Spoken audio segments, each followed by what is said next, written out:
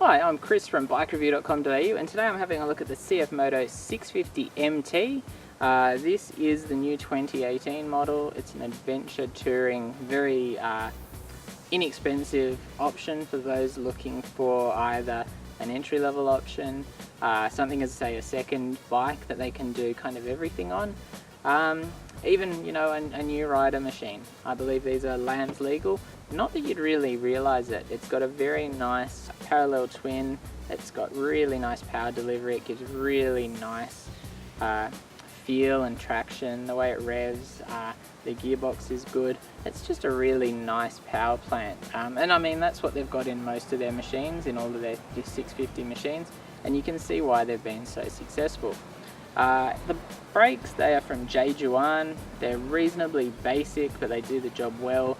There's good power on the front. Also really good transitioning on and off the brakes. There's not too much bite. You can trail them right into a corner and then still release them, and it doesn't upset the bike at all. The front suspension is very well supported in that regard. The rear can get a little bit out of shape over the really rough stuff. Got a little bit of adjustability, so that's something that you can work on, but that's a very common issue on basically any bike in this kind of price range, and even much more expensive bikes. I think styling and build quality are real strong points when you consider the price is only $8,000, and I believe that's the on-the-road price as well, which makes it really, really good value. Obviously the styling is somewhat kind of compromised by these big crash bars. However, I did have the opportunity to test them earlier today. There's not a scratch on them, and they did the job really, really well. They also made it much easier to pick up the bike, so if you're a smaller rider looking for that kind of touring adventure styled bike, this is going to be something that's very easy to pick up if you are a bit more adventurous. And there's still a nice low reach to the ground. The seat height's quite low, so it's a inviting machine to people of all different sizes and shapes. Ergonomics are relaxed but comfortable. Got a good reach to the bars, not too far down to the pegs. You're not cramped, but neither are you really stretched out. You'd be able to do nice long distances on this bike quite comfortably. I wouldn't recommend long distances with a pillion. I think it's more designed as kind of a one-up bike. When you look at really the price and the niche that this fits, you're going to be looking at a more expensive bike if you're going to go around Australia 2-up. Whereas this, I think you could do it as a single rider, and you're going to be doing it, on a bike that's great value. Like I said, it's kind of a no bells and whistles option. It's got some Adreno Sport tyres on it, something I haven't particularly heard of before, but still very, very good performance. They were good in the wet, good in the dry. Off-road, they're not really designed for that kind of riding, but they deliver kind of what most road tyres deliver, which is to say very light off-road duties they'll do, but you can't expect them to offer the additional performance that you'd get, for instance, from a proper off-road or kind of dual sport tyre. Not really an issue though. Most people are going to be spending all of their time on this particular bike on the road with a little bit of adventuring thrown in. So any criticisms of the bike? Not really, not for the price that it's being offered at, not for $8,000. If this was a $12,000 or $14,000 bike, I might say, well, the brakes could be a little bit better. Suspension, the rear shock could be maybe a little bit better as well. What else? I mean, the finish quality is good. There's a bit of plastic on it, but at the same time, the styling again is good. There's nothing that I really look at this bike and go, oh, that could be a problem long term.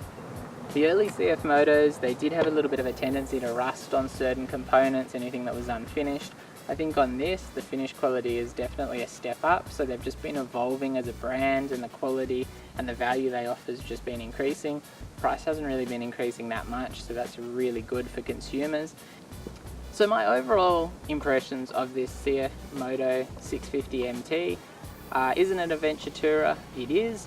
It's 80% touring, 20% adventure, but that 20% adventure is actually surprisingly good. It's not just a bike that you can take on unsealed roads. There's definitely some aspects there that they've put in which really help give it a much more performance in those scenarios. Long travel suspension, crash bars, handguards, it's got the adjustable screen, which is probably more of a touring thing. It just handles everything well. It's got the USB plug, which is really, really easy, and that's standard. You're not paying any extra to get that sorted. Everything else is really simple. It seems to have good headlights, which is good. It's got like the kind of the angel eye side lights around the headlights, which is a cool styling feature as well. You got LED indicators. All the lights are really bright. Comes to life really quickly, and just for the price, it's very hard to criticize this bike. It's also a sporty machine. You can have a great fang through your local twisties on it. Obviously you're not going to be getting your knee down like you would on a sports bike. However, this thing is quite sporty. It feels quite sporty. The suspension is quite sporty for the long travel suspension, and it does just kind of do everything well. If you were commuting on it daily, the wider crash bars are going to be a little bit of an issue if you're splitting all the time, so that might be one consideration if you're thinking about this as an all-round bike. However, you know, you take the crash bars off and you're losing a lot of the protection that you'd have off-road, which is a huge boon on this particular bike. So if you've liked the video, don't forget to leave a comment. Let us know what you think. Like it if you have liked it, subscribe it if you'd like to see more of our stuff, and check out the full bike review at BikeReview.com.au. Thank you and have a good day.